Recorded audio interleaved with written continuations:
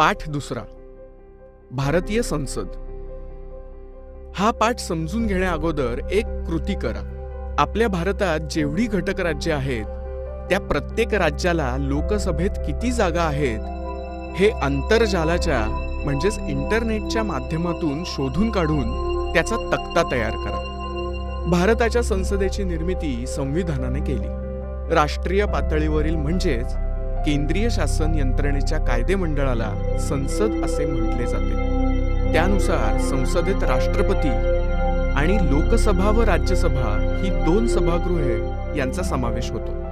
राष्ट्रपती भारताच्या संसदेचे अविभाज्य घटक असतात, परंतु त्यांना संसदेच्या सभागृहात उपस्थित राहून विचार विनिमयात भाग घेता येत नाही. लोकसभा व राज्यसभा सदस्यांना खासदार म्हणतात. खासदार हे आपल्या मतदारसंघाचे प्रश्न, समस्या लोकसभेत मांडून हे प्रश्न सोडवण्याचा प्रयत्न करतात. मतदारसंघाच्या विकास कामासाठी त्यांना विकास निधी शासन देते. आता आपण लोकसभेची माहिती करून घेऊ. मुद्दा नंबर 1, कनिष्ठ आणि प्रथम सभागृह. मुद्दा नंबर 2, जनतेकडून थेटपणे निवडून येणारे सभागृह. मुद्दा नंबर 3, लोकसभेची मुदत 5 वर्षांची असते, म्हणजेच निवडणुका दर 5 वर्षांनी होतात. मुद्दा नंबर 4, या निवडणुका सार्वत्रिक निवडणुका म्हणून ओळखल्या जातात. मुद्दा नंबर 5, लोकसभेची सदस्य संख्या संविधानानुसार जास्तीत जास्त 552 इतकी असते. मुद्दा नंबर 6, देशातील सर्व समाज घटकांना प्रतिनिधित्व मिळावे म्हणून अनुसूचित जाती व अनुसूचित जमाती यांच्यासाठी आरक्षण असते. मुद्दा नंबर 7, अँग्लो इंडियन समाजास पुरेसे प्रतिनिधित्व नसल्यास त्या समाजाच्या 2 प्रतिनिधींची नेमणूक राष्ट्रपती लोकसभेवर करू शकतात. आता मध्यावधी निवडणुका कधी होतात ते आपण पाहू. काही वेळेस 5 वर्षांची मुदत पूर्ण होण्याआधीच लोकसभा विसर्जित होते. अशा वेळी घेतलेल्या निवडणुकांना मध्यावधी निवडणुका असे म्हणतात.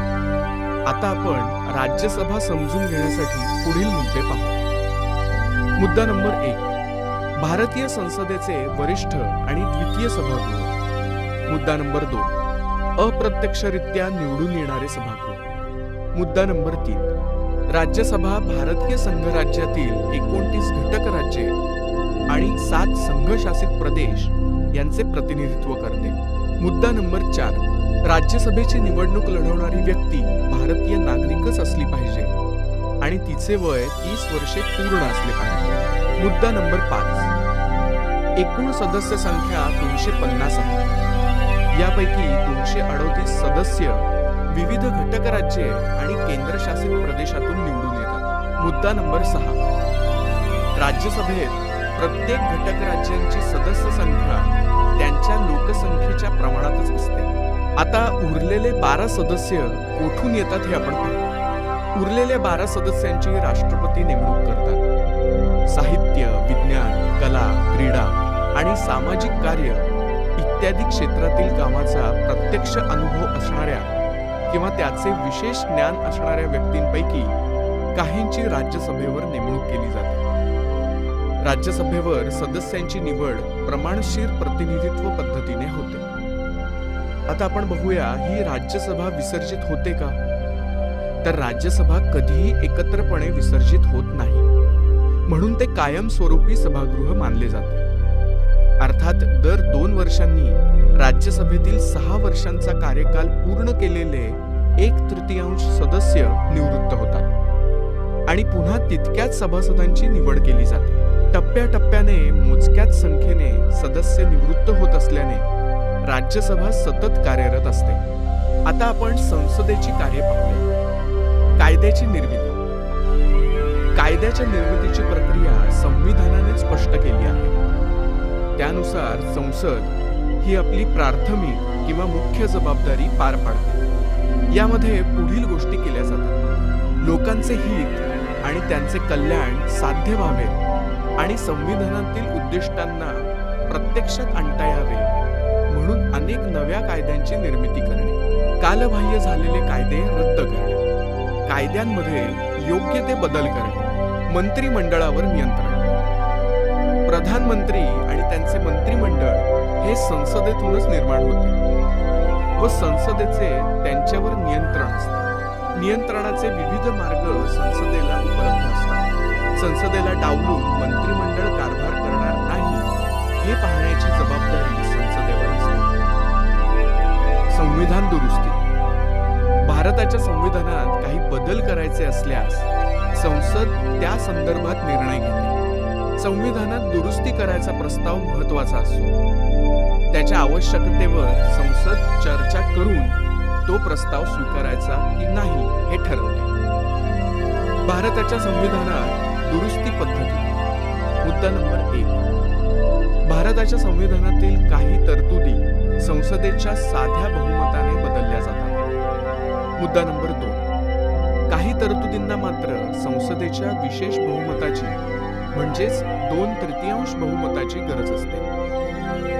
मुद्दा नंबर 3. तर काही तरतुदी संसदेचे विशेष बहुमत व निम्म्यापेक्षा अधिक घटक राज्यांच्या मान्यतेने बदलल्या जातात.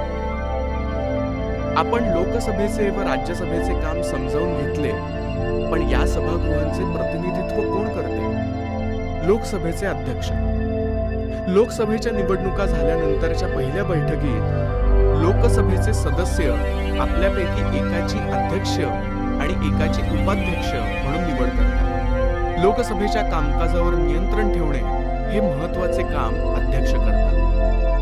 अध्यक्ष पदावर निवडून आल्यानंतर अध्यक्षाने संपूर्ण सभागृहाचे कामकाज अतिशय निपक्षपातीपणे चालवायचे असते. लोकसभेच्या सभासदांना लोकप्रतिनिधी या नात्याने काही हक्क आणि विशेष अधिकार दिले जातात. त्यांची जपणूक अध्यक्ष करतात. सभागृहाचे कामकाज सुरळीतपणे चालवणे, सभागृहाची प्रतिष्ठा राखणे, कामकाजाविषयक नियमांचा अर्थ लावून त्यानुसार ते चालवणे ही अध्यक्षांची कामे होत. राज्यसभेचे सभापती. राज्यसभेचे संपूर्ण कामकाज सभापतींच्या नियंत्रणाखाली चालवले जाते. भारताचे उपराष्ट्रपती राज्यसभेचे पदसिद्ध सभापती असतात. राज्यसभा सभापतींनाही सभागृहात शिस्त राखणे, चर्चा घडवून आणणे, सदस्यांना बोलण्याची संधी देणे इत्यादी कार्ये करावी लागतात. आता आपण धड्याच्या शेवटी संसद कायदा निर्मितीची प्रक्रिया समजावून घेऊया. कायद्याचा कच्चा मसुदा प्रथम तयार केला जातो. या कच्च्या मसुद्याला किंवा आराखड्याला कायद्याचा प्रस्ताव किंवा विधेयक म्हटले जाते. संसदेच्या सभागृहात सादर केली जाणारी विधेयके मुख्यतः 2 प्रकारची असतात: अर्थविधेयक आणि सर्वसाधारण विधेयक. विधेयकाचे कायद्यात रूपांतर होण्यासाठी ते पुढील प्रक्रियेमधून जातात. पहिले वाचन. संबंधित खात्याचा मंत्री किंवा संसद सदस्य विधेयक सादर करतो. हे करताना विधेयकाचे स्वरूप थोडक्यात स्पष्ट केले जाते. दुसरे वाचन. टप्पा पहिला. पहिल्या टप्प्यात विधेयकातील उद्दिष्टांवर चर्चा होते.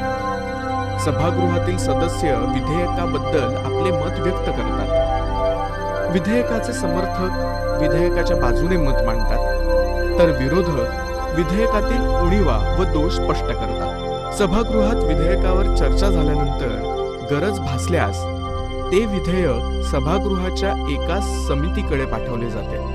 विधेयक निर्दोष व्हावे म्हणून सूचना व दुरुस्त्या सुचवणारा अहवाल समिती सभागृहाकडे पाठवते.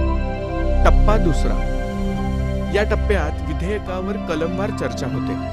सदस्य दुरुस्त्या सुचवू शकतात. त्यानंतर त्यावर सभागृहात मतदान घेतले जाते. तिसरे वाचन. तिसऱ्या वाचनाच्या वेळी विधेयकावर पुन्हा थोडक्यात चर्चा होते. विधेयक मंजूर करण्याच्या ठरावावर मतदान होते. विधेयकास आवश्यक बहुमताची मंजुरी मिळाली तर सभागृहाने विधेयक संमत केले असे मानले जाते. पुढे संसदेच्या दुसऱ्या सभागृहातही हे विधेयक वरील सर्व प्रक्रियांमधून जाते. शेवटी जेव्हा दोन्ही सभागृहांनी विधेयकास मंजुरी दिल्यानंतर ते राष्ट्रपतींच्या संमतीसाठी पाठवले जाते. राष्ट्रपतींच्या संमतीदर्शक स्वाक्षरीनंतर विधेयकाचे रूपांतर कायद्यात होते व कायदा तयार होतो. आता आपण पाहूया की या सगळ्या प्रक्रियेमध्ये जर मतभेद झाले तर काय होतं. केंद्रात लोकसभा आणि राज्यसभा यांच्यात विधेयकांबद्दल मतभेद झाल्यास दोन्ही सदनांच्या संयुक्त अधिवेशनात विधेयकाचे भवितव्य ठरते.